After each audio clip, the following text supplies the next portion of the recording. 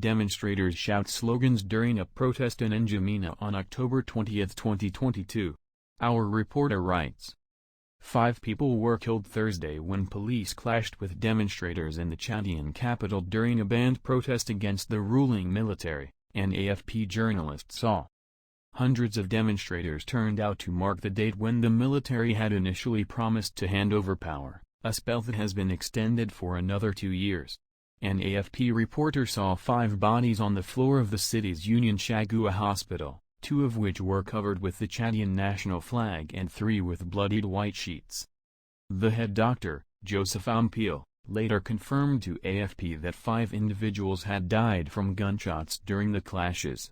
Palls of black smoke could be seen in some parts of the city and the crack of tear gas grenades could be heard. Barricades were set up in several districts and tires were set alight in the main avenues to block traffic. In an opposition stronghold, streets were deserted and littered with tree branches and piles of bricks. Schools and university establishments were closed.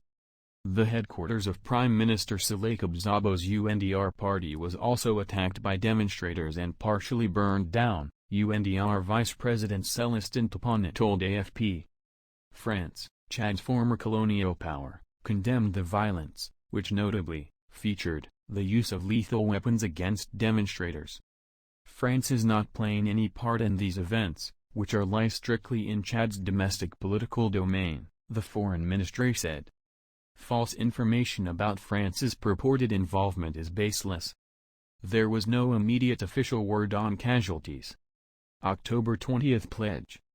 The violence comes on the heels of a national forum organized by strongman Mahamat Idris Deby Itno that extended his junta's stay in power. For more global updates. The 38-year-old 5-star general took over in April 2021 after his iron-fisted father, Idris Deby Itno, in power for 3 decades, was killed during an operation against rebels. The younger Deby has since angered many at home and embarrassed backers abroad by staying in power beyond his initially promised deadline, which would have expired on Thursday. They're firing on us. They are killing our people, Suksay Mazra, whose Transformers Party was among groups that had called the protest, said on Twitter.